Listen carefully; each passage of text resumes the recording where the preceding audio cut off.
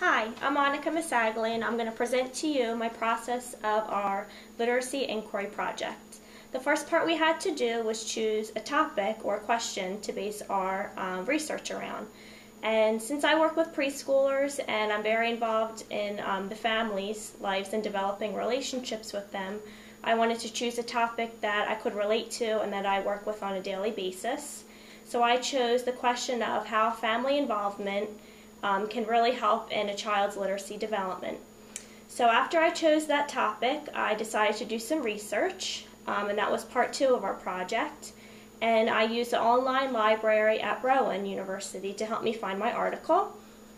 And this is my article from the Chicago Journals, and it really dives into a Head Start program, and it talks about a study that they did on how family involvement and educator outreach, how it really does affect child's literacy development and skills such as decoding, vocabulary, comprehension, and an overall positive outlook on learning. So I found this article to be, it was very helpful and it was easy to read since it was something that I was very passionate about and I wanted to learn about. Oddly enough, well not oddly enough, but I actually used a lot of Tavani's strategies for comprehension as I read my article. I did a lot of highlighting, as you can see. On all the pages I highlighted things that I really found important, and I also ended up rereading a lot of it just because it was very lengthy.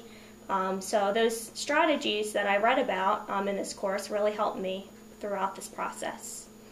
The third part of this project, we had to critique the article.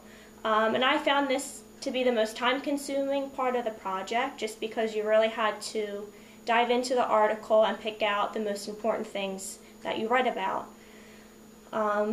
So that took me a while to do, but it was very helpful in learning about the topic that I chose to study, family involvement. The fourth part of this was to devise a plan of instruction based around our question. So I decided to start a lending library in my classroom.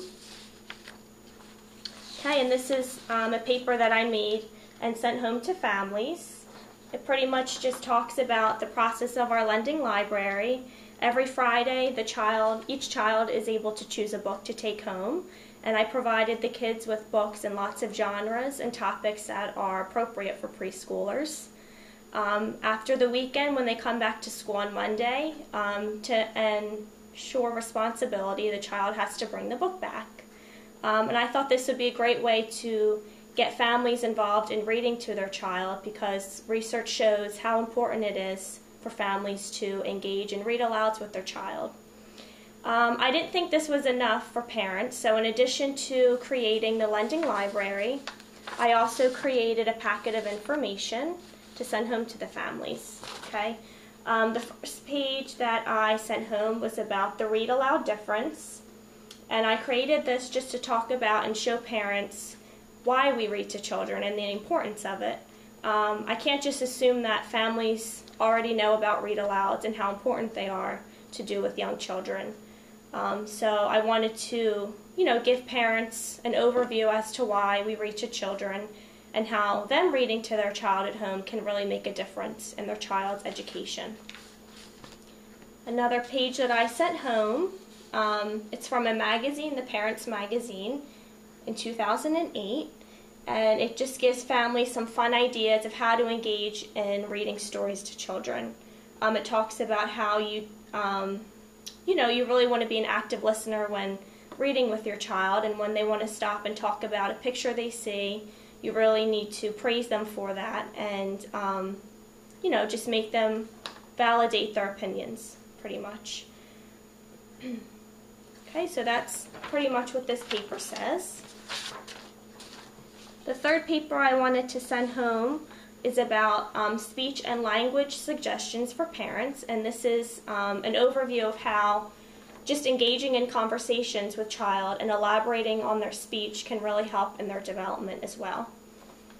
So I sent those home to families, and I also, from that, am inspired to maybe start a literacy night at our school where families can come in with their child and I can model how to do a read aloud with a child. Actually, in the month of March for Read Across America, we're inviting parents in to our classroom to, if they want to volunteer, to read a story to the class. So I thought this would be a great way for me to start that, and as they come in, I can kind of model, the appropriate way to do a read aloud and how to maximize the child's learning. I also took some pictures of our lending library in school. I made a big box. I put lending library on the front, and I filled it with books that are appropriate for preschoolers and that are of interest to them. So those are some of the books I put in. ABC books, number books, Pooh Bear books, cartoon books, Spider-Man books, because a lot of those books are of interest to my students, and it would be a great way to get the parents involved in reading to them. I also took a picture of the cubbies that each child has in our classroom, and I showed how I put a packet of the information into each cubby to send home. I know we didn't really have to implement this plan of instruction, but it was something that was on my mind, before starting this course, and it's of great interest to me, so I wanted to implement my plan of instruction, and hopefully it will be a success. We started a few weeks ago, and I can already tell and notice how excited the students are every Friday to be able to take a book home with them, and they've been doing a really good job about bringing it back on Monday and returning it to our lending library. And the parents always talk about how excited they are to read with their child over the weekend, and it's been a success so far, so hopefully it will be in the future. Thank you for listening to my video. I hope you enjoyed it.